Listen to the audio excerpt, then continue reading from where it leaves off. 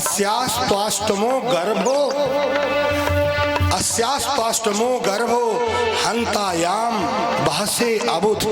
अरे अबुध कंस, तुम जिस बहन का रथ ले जा रहे हो, इसी तुम्हारी बहन के गर्भ से उत्पन्न 8वें बालक के द्वारा तुम्हारा वध हो जाएगा।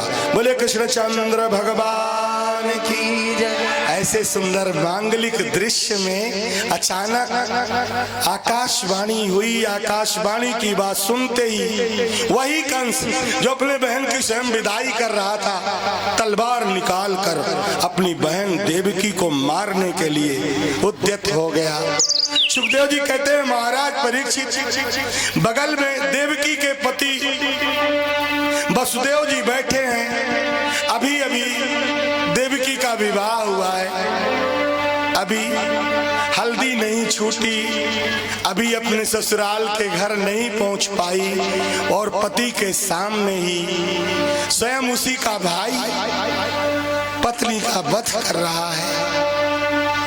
उसी समय वसुदेव जी ने देखा, हाथ जोड़ करके अपने साले कंस से कहा,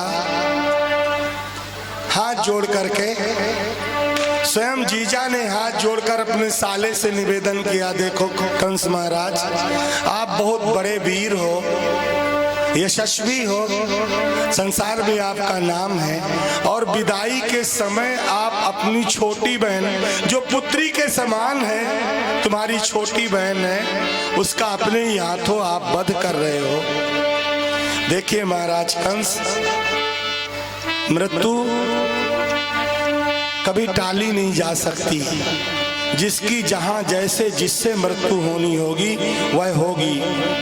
मृत्युर जन्मवताम वीरो देहेन सह जाए थे। मृत्यु तो जन्म के साथ ही निश्चित हो जाती है। देहेन सह जाए थे, जन्म होता है उसी समय मृत्यु निश्चित हो जाती है, उसे कोई टाल नहीं सकता। फिर ऐसे अपरिहार्य कारण के चलते अपने ही हाथों आप अपनी बहन का वध करने जा रहे हो। महाराज कंस से शोभा नहीं देता, फिर भी कंस नहीं माना, तलवार निकालकर मारने के लिए उद्यत था। सुखदेव जी कहते हैं महाराज परीक्षित, उसी समय वसुदेव जी ने भगवान का ध्यान किया, वसुदेव जी को उपाय सूझा। वसुदेव जी ने कहा, महाराज कंस, आकाशवाणी ने कहा है कि देवकी के गर्भ से उत्पन्न 8वें बालक के द्वारा आपका वध होगा। मैं वचन देता हूँ कि देवकी के गर्भ से जो भी बालक उत्पन्न होगा मैं उसे लाकर सौंप दूंगा, आप देवकी को छोड़ दें। बोले भक्तवत्सल भगवान की। आपको देवकी से कोई भय नहीं है, देवकी के पुत्र से आपको भय है। मैं वो पुत्र लाकर आपको सौंप दूंगा। ऐसा वसुदेव जी के कहने पर कंस ने उसी समय विदा कर दिया। बोले कृष्णचंद्र भगवान की जय। सुखदेव जी कहते हैं महाराज परीक्षित, वसुदेव जी देवकी को लेकर के चले गए। कुछ दिनों के बाद भगवान की कृपा से देवकी के कीर्तिमान नामक पुत्र पैदा हुआ, प्रथम पुत्र पैदा हुआ। वसुदेव जी अपने पुत्र को लाकर कंस के हाथ में सौंप दिया। कंस ने कहा, बताओ जीजा जी हमारे कितने सत्यवादी हैं, अपने पहले बेटे को ही लाकर मुझे सौंप दिए। कंस ने कहा, जीजा जी आप अपने इस कुमार को वापस ले जाइए, प्रत्यात कुमारोयम नहीं अस्माद में भयम। आप अपने पुत्र को वापस ले जाइए, इससे मुझे कोई भय नहीं है। देवकी की 8वीं संतान से, 8वें पुत्र से मुझे भय है। ऐसा कहकर वापस किया कि इतने में नारद जी आ गए। नारद जी ने आकर के कहा कि महाराज कंस, आप भगवान की माया को समझ नहीं पाओगे, देवकी का कोई भी पुत्र आपका अनिष्ट कर सकता है। नारद ने आकर कंस को उल्टी पुल्टी बातें, उल्टी सीधी बातें समझा दी।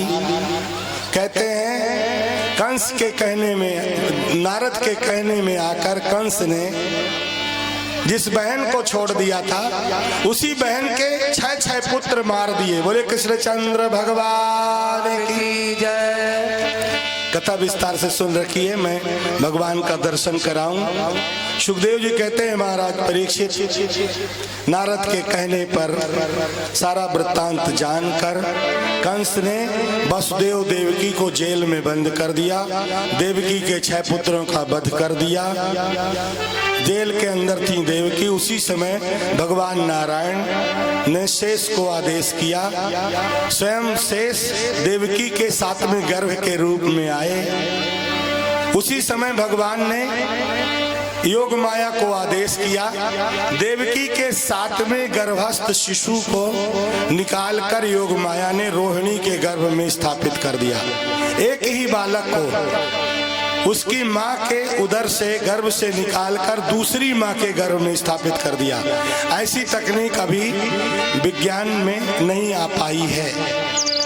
Test tube baby, clone baby हैं, पर अभी यह विधि नहीं हो पाई। कहते हैं इस प्रकार से जेल के अंदर पहरेदारों ने कंस को बताया देवकी का 7वां गर्भ नष्ट हो गया। कोई इस रहस्य को नहीं जान पाया। 8वीं संतान के रूप में स्वयं नारायण देवकी के गर्भ में आ गए। बोले कृष्णचंद्र भगवान की जय। देवकी का तेज अद्भुत हो गया। बस एक क्षण में आपको भगवान के अब दर्शन होंगे, भगवान वहां से चलेंगे।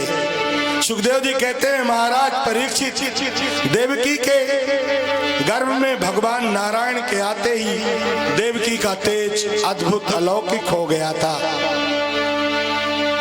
कंस ने देखा, कंस समझ गया, अहाइस में प्राण हरो हरिर गुहाम, मेरा अंत करने वाला, प्राण हरण करने वाला निश्चित ही देवकी के गर्भ में आ चुका है।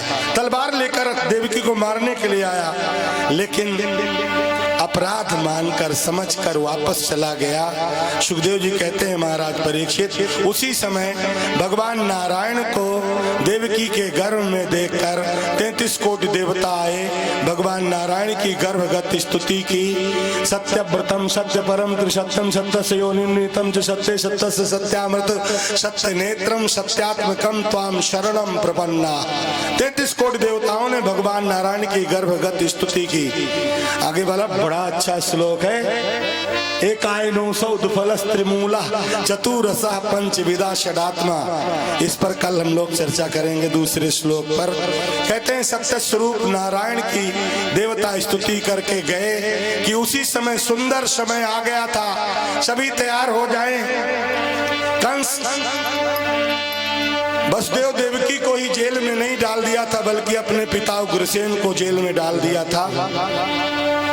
सल तोसल मुष्टिक चाणूर प्रलंब बक पूतना केसी आदि बड़े बड़े असुरों को अधीन करके पिता को जेल में डाल के स्वयं अभिषेक कर राज्य कर रहा था। उसी समय उसके अत्याचार को देख करके भगवान नारायण अवतार लेने के लिए देवकी के गर्भ से प्रकट होने वाले हैं। कहते हैं सुंदर वातावरण हो गया था।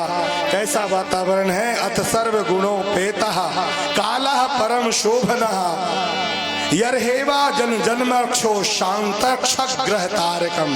सुखदेव जी कहते हैं वातावरण अपने आप शांत हो गया। जय हो, बोले कृष्णचंद्र भगवान की जय। भगवान के भक्त प्रसन्न हो गए और जो असुर थे वो दुखी हो गए।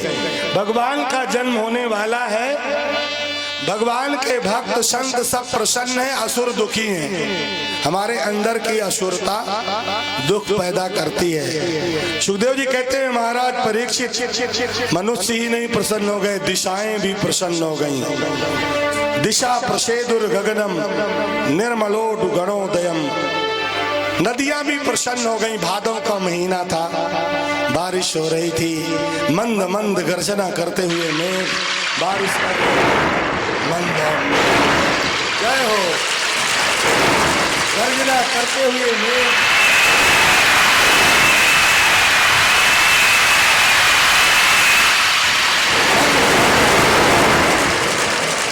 मंद मंद वृष्टि कर रहे थे। ऐसे मंद वृष्टि के समय सुंदर अवसर में मध्य रात्रि में अर्धरात्रि के समय 6 बजे जन्म होता तो ये आनंद ना आता। अभी जो ये आनंद आने वाला है, कहते हैं मध्य रात्रि के समय भगवान नारायण देवकी के गर्भ से उसी प्रकार प्रकट हो गए जैसे पूर्णमासी का चंद्रमा पूर्ण कलाओं के साथ पूर्व दिशा में उदित हो जाता है।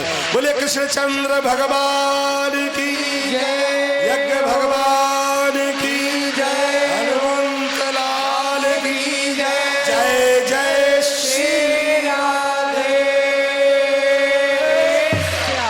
देवक्याम देवरूपिण्याम विष्णु सर्वगुहाशयः आविराशीद यथा प्राच्याम दिशीन्द्रियु पुष्कलः। भगवान नारायण का प्राकट्य हुआ, लेकिन भगवान नारायण अपने उस नारायणी स्वरूप में प्रकट हुए। तमद्भुतम बालकमंबुजेक्षणम, नारायण के रूप में नारायण पैदा हुए, जबकि देवकी के शिशु के रूप में प्रकट हुए हैं। पर भगवान भूल गए कि मुझे शिशु रूप में प्रकट होना है। भगवान भी भूल जाते हैं, आदमी की क्या बात है। बोले भक्तवत्सल भगवान। तमद्भुतम, कैसा बालक पैदा हुआ जिसके 4 भुजाएं हैं, चारों भुजाओं में शंख चक्र गदा पद्म धारण किए हुए। देवकी और वसुदेव ने अपने लाला को देखा, दोनों विस्मित हो गए, ये मेरा बेटा है कि पिता है। बोले भक्तवत्सल भगवान की जय। कैसा बेटा जिसके 4 हाथ, ये तो जरा भी नहीं लगता कि बेटा होगा।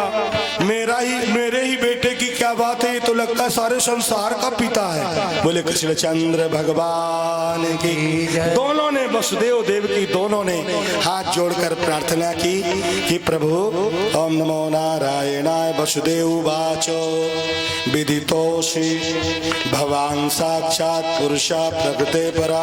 प्रभु आपने कृपा की कि आपने मुझे हमें इन आंखों से दर्शन दिया, जबकि इन आंखों में नूर नहीं कि परमात्मा का प्रत्यक्ष कोई दर्शन कर सके। ये तो आपने कृपा की, लेकिन प्रभु आपको देखकर दुनिया का कोई व्यक्ति मानेगा कि ये देवकी का पुत्र है। शेष बातें मैं कल की कथा में, प्रातः काल की कथा में निवेदन करूंगा। अब मैं भगवान के स्वरूप का आपको दर्शन कराता हूँ। भगवान ने कहा देखो पिताजी, मैं अभी शिशु बना जाता हूँ, लेकिन आप इसी क्षण मुझे यहाँ से ले करके आप जाकर मैया यशोदा के घर छोड़ आए। ऐसा कहकर भगवान तुरंत शिशु बन गए, जाता प्राकृता शिशु बन गए और अपने पुत्र कृष्ण के आदेशानुसार वसुदेव जी सूतिका गृह से, जेल के अंदर से अपने बेटे को लेकर टोकरी में सूप में लिटाकर सूतिका गृह से लाला को लेकर बाहर निकल रहे हैं। शर्मा जी आपके भगवान तैयार हैं? अभी स्वागतम हम सब लोग गाएंगे। वहां से भगवान चल रहे हैं, पर कैसी स्थिति में चल रहे हैं? लेके वसुदेव स्वयं पिता माँ के सामने, देवकी के सामने उनके बेटे को लेकर जा रहे हैं। माँ के हृदय में क्या बीती होगी, लेकिन विचार करिए। लेके वसुदेव मथुरा चले, माँ की ममता खड़ी देखती रह गई। लेके वसुदेव सभी बैठे रहेंगे, जो जहाँ है कृपा करेंगे, सभी बैठे रहे। भगवान वहां से चल पड़े हैं, सभी लोग स्वागत करें। स्वागतम कृष्णा, सभी स्वागत भी करें और दर्शन करेंगे। कोई अपने स्थान से उठे नहीं, सभी बैठ जाए। मेरा निवेदन है सभी बैठे तभी दर्शन होंगे। तेजी से स्वागत